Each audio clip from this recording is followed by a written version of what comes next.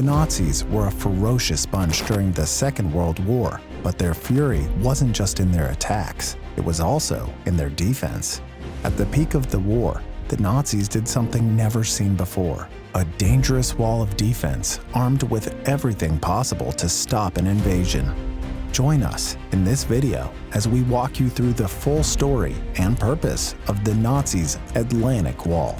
Before we begin, please subscribe to our channel and turn on the notification to keep seeing videos like this. The Atlantic Wall was to serve as Hitler's ultimate defense against the Allied forces. After World War II began on the 1st of September 1939, Germany wasted no time invading and occupying Poland. From there, Hitler moved on to conquer France and other Low countries in the area, prompting France and the UK to declare war on Germany. In June 1941, Hitler led a surprise attack on Russia.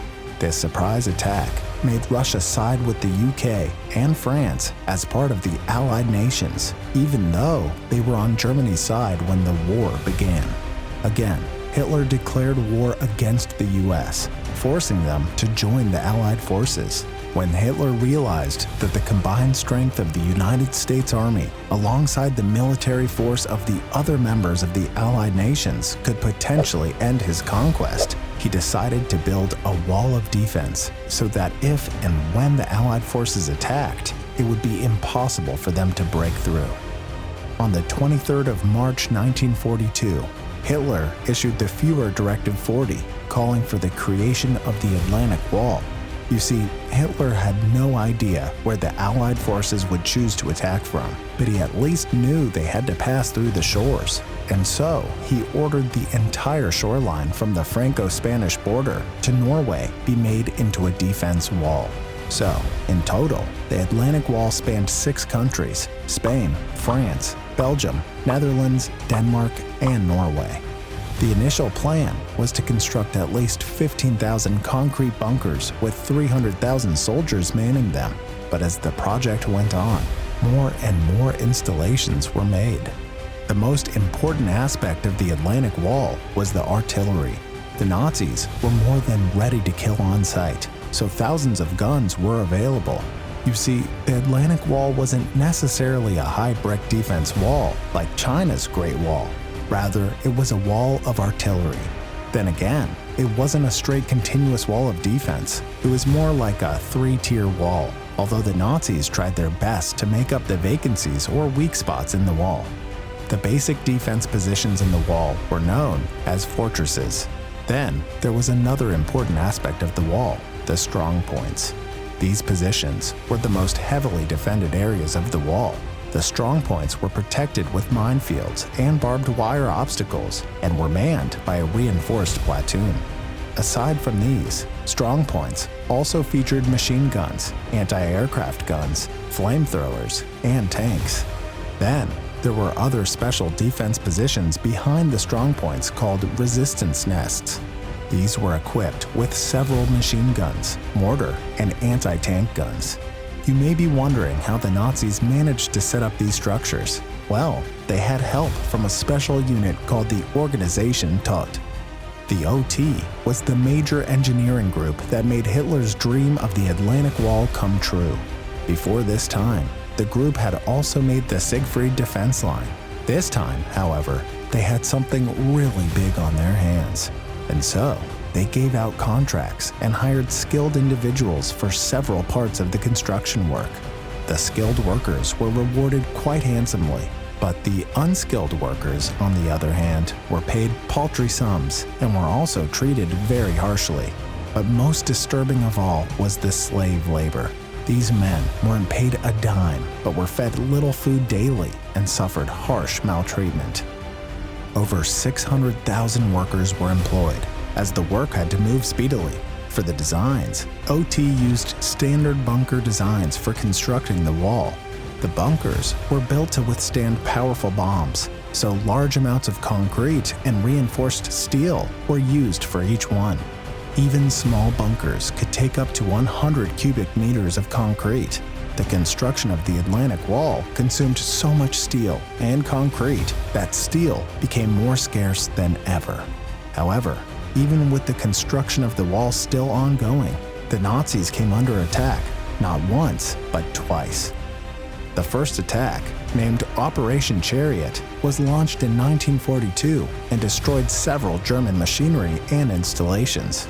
The second attack involved about 5,000 Canadian soldiers. This attack was launched to test the strength of the German defense wall. The attack occurred in August 1942 and was a success, but the Nazis easily retaliated against the Canadian troops and dealt a devastating blow. It was still a victory for the Nazis. However, the near success of this attack moved Hitler to reinforce his wall. At Hitler's orders, 5,000 new positions were built. This entailed the consumption of over 780,000 cubic meters of concrete. New batteries, bunkers, and strongpoints were installed. This time, the construction was done so there would be no weak links. Strongpoint groups and resistance nests were installed to fill up every gap along the way. The plan for this reinforced wall was to make it strong enough to stop invading forces, whether by air or sea. And so the Germans went as far as flooding large areas of land in Zeeland and South Holland that seemed like possible spots for airborne landing. At the end of the day, besides the initial ammunition and defense installations, the Atlantic Wall now featured anti-tank walls, ditches, more minefields, and special concrete structures known as dragon teeth. Then, there was the special beach obstacles, which were the idea of Hitler's henchman, Rommel. These obstacles came in different forms. The commonest was wooden stakes armed with mines or grenades buried in the beach sand. Another common one was named the Belgian Gates, which featured heavy steel gate-like structures about 9 feet high and 9 feet across, also armed with mines.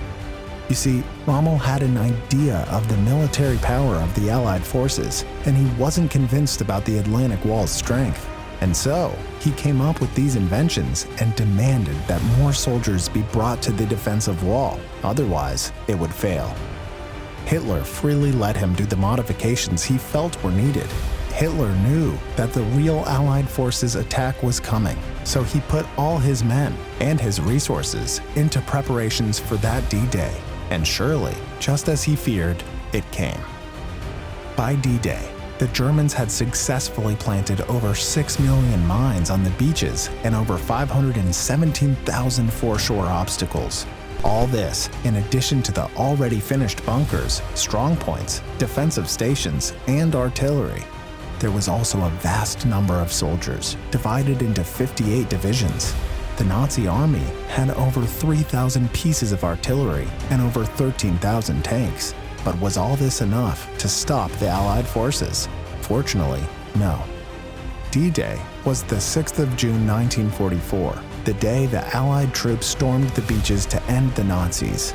As Rommel had predicted, the famous Atlantic Wall did not live up to the hype. The wall was breached in a matter of hours.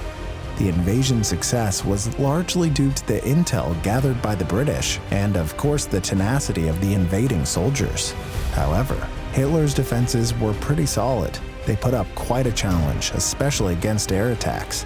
The German anti-aircraft guns, mines, and Rommel's obstacles were a big problem. So many soldiers of the Allied forces lost their lives before having a fighting chance. But at the end of the day, the invading troops prevailed. However, the Nazis wouldn't have gone down so quickly at the D-Day battle if they had been more mentally prepared for the attack.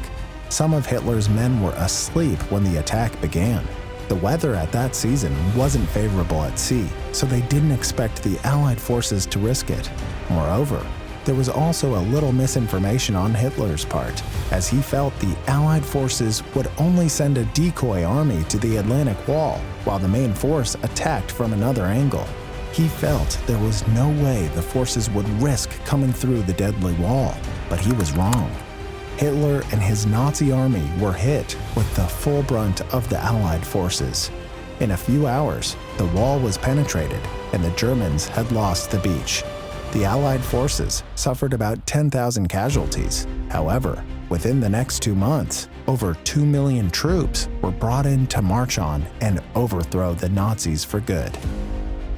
After the war, The bunkers and other fortifications were demolished and removed, and the thousands of mines planted on the beaches were also removed. By 1946, some parts of the beaches had become open for public use again. However, even today, you can still find traces and remnants of the Atlantic Wall along the coast of the 6 countries it spanned. That's a wrap. Don't forget to like and subscribe so you don't miss our next videos. You can click any of the thumbnails showing now on your screen to watch another interesting video. See you in the next one.